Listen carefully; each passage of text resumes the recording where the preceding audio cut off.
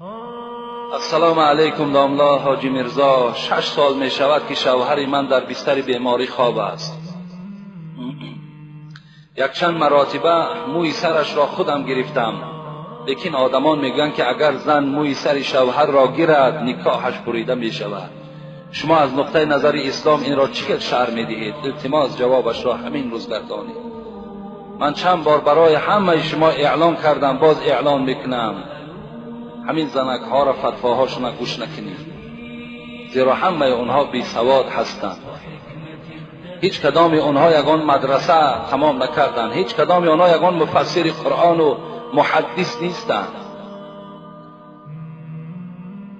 از این خاطر این زنی که موی سر شوهر می تراشد در حالتی که شوهر احتیاج به همین زن دارد، به خدا قسم در هر یک تار موی او تو 10 حسنات میگیری، در هر یک تار موی او.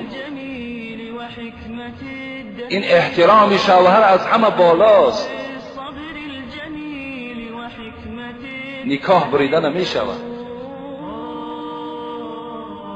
پیغمبر خدا میگویند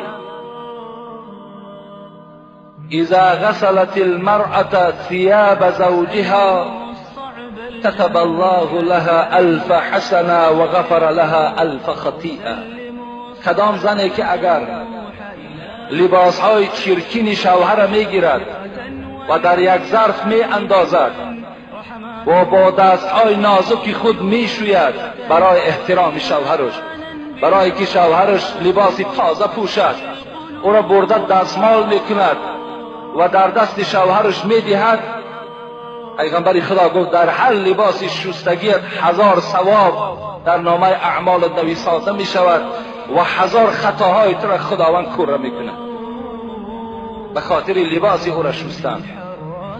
خوش به حال همون زنی که در این خیل حالت مونیس همون شوهرش می شود، شوهرش احترام می کند، بدن او را تازه می کند، موی سری او را می گیرد، کدام موی هایی که لازم باشد تازه می کند، بدن او را دائم پاکیزه نگه می دارد، بسترهای او را عوض می کند تا که رفیقان او آمده دیده از جایگاه خواب او حتی که چیکار کنند خرسند شوند که چی زنی مسلمانی داشته است.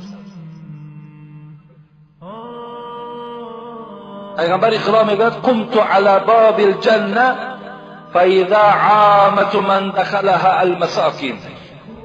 من وقتی که شب معراج نزد در جنت بودم، نگاه کردم در جنت فقط فقیرها و مسکینها در آمده ایستاده،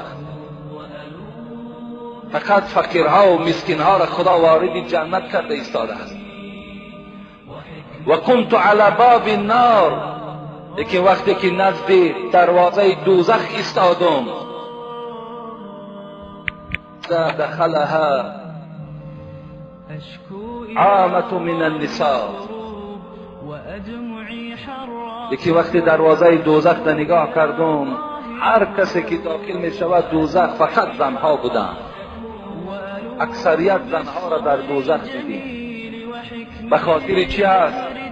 پیغمبر خدا وقتی روز عید این سخن گفت، زنها گفتن به خاطر چی ای پیغمبر اینقدر زنها وارد دوزخ شدند؟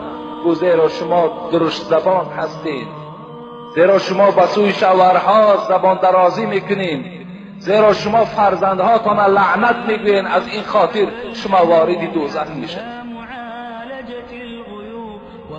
فرزندی که برای مادرش تیار از جان شده است، برای مادرش همه دواها را میکند، لیکن همین مادر با چیکار میکند؟ او را هلاک شوی میگوید، لعنتیش میگوید، چی دشنامهای قبیح باور که به فرزندها میدهند. این گونه زنها را پیغمبر خدا گفت اکثریت من در دوزخ دیدم. خوش به حال همون زنی که این گونه معامله ها را نسبت شوهرشان میکنند. خوش به حالتان، باور کنین ان شاء الله شما جنت را خریدید. رضا الزوج هو رضا الله. در بعضی حدیث ها آمده است رضاگی شوهر حتی رضاگی پروردگار هم هست. چه رضاگی پدر و مادر هم رضاگی خدا میگویند، برای زنها رضاگی شوهر هم رضاگی خدا میگوید.